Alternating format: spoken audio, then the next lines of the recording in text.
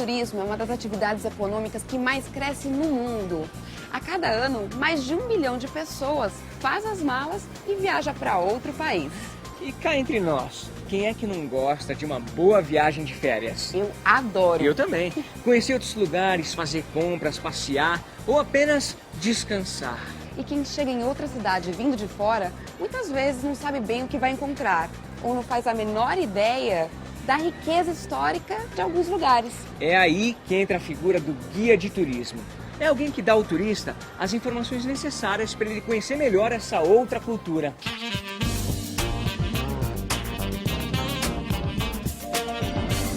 Este é o Marco Zero de São Paulo, quilômetro zero da cidade. Aqui nós temos uma placa onde nós temos alguns estados que foram importantes para o desenvolvimento da cidade. E para que direção estão esses estados?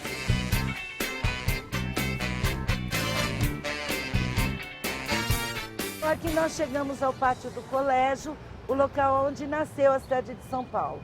Esse foi o local escolhido pelos jesuítas, o alto de uma colina sempre bem protegida, porque os jesuítas, além de ser sacerdotes, eles eram guerreiros também, então eles tinham toda uma estratégia de defesa. Então, normalmente eles escolhiam lugares altos e, como no caso aqui de São Paulo, cercado por 2 rios, o rio Anhangabaú e o rio Tamanduateí. Aqui eles celebraram a primeira missa e São Paulo é hoje fruto de uma obra educacional, de um colégio jesuíta. Então aqui foi construído o Colégio Real de São Paulo de Piratininga. São Paulo, durante aproximadamente 300 anos, era apenas uma vilinha que ninguém vinha para ficar, era a ligação do interior com o litoral e vice-versa. Ela só tinha 1.500 metros quadrados. E a partir daqui, hoje São Paulo tem 1.600 quilômetros quadrados. Então São Paulo é hoje a 4ª maior cidade do mundo em aproximadamente 180 anos. O que é mais importante, Regina, a clareza de informação ou respeito ao padrão culto da língua? Eu acho que os dois, né? Porque a nossa língua, ela é muito flexível, né? Então, muitas vezes você pode até estar falando uma gíria, mas é uma gíria que ela soa, tem um tom suave, não chega a ser uma coisa escandalosa. Então, você faz uma brincadeira, mas você tem que ter um padrão, né, de conhecimento. Quando olhei a terra dentro, já seguro, chorei não. O tamanho de dia. Professor Paulo Moraes, a cidade de São Paulo nasceu ao redor dos rios Anhangabaú e Tamanduateí. Podemos dizer que São Paulo, no período colonial, era um vilarejo? São Paulo é uma cidade, a história da cidade é muito interessante. Ela nasceu num triângulo, que era o rio Tamanduateí de um lado, o rio Anhangabaú, que é um afluente dele, e ela ficou presa durante quase 300 anos nesse triângulo, que é o que a gente chama hoje do Centro Velho de São Paulo. A cidade vai ficar no século XVI, século XVII, século XVIII, até meados do século XIX, presa nesse triângulo. Por isso que é a ideia do vilarejo que você falou. Tá. Então a cidade fica aí. Outras cidades, Salvador, Recife, eram cidades muito maiores do que São Paulo. Tá? Aí o que vai acontecer? Você vai ter no século XIX a cidade saindo desse triângulo. E isso bate exatamente com a entrada dos imigrantes na cidade. Começa um fluxo migratório. O que vai determinar a expansão da cidade é a linha férrea.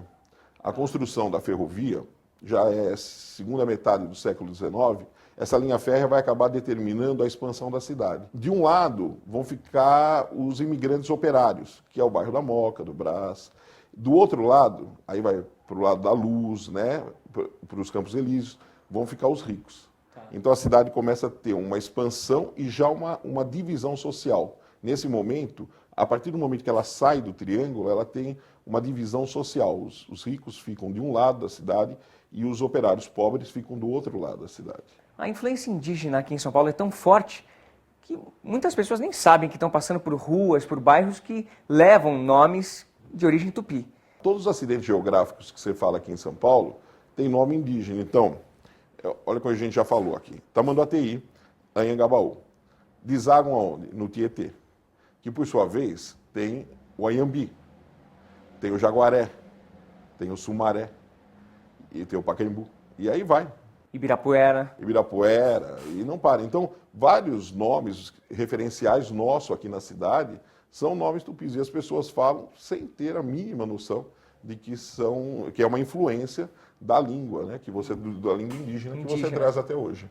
Santo, erguesses a cruz na selva escura. Herói, plantasses nossa velha aldeia. Mestre, ensinasses a doutrina pura. Poeta, escrevesses versos sobre areia. Golpeia a cruz a foice inculta e dura, invade a vila, multidão alheia. Morre a voz santa entre a distância e a altura. Apaga o poema a onda espumejante cheia. Santo, herói, mestre e poeta, pela glória que destes a esta terra e a sua história, pela dor que sofremos sempre nós, pelo bem que quisesses a este povo, o novo Cristo deste mundo novo. Padre José de Anchieta, orai por nós.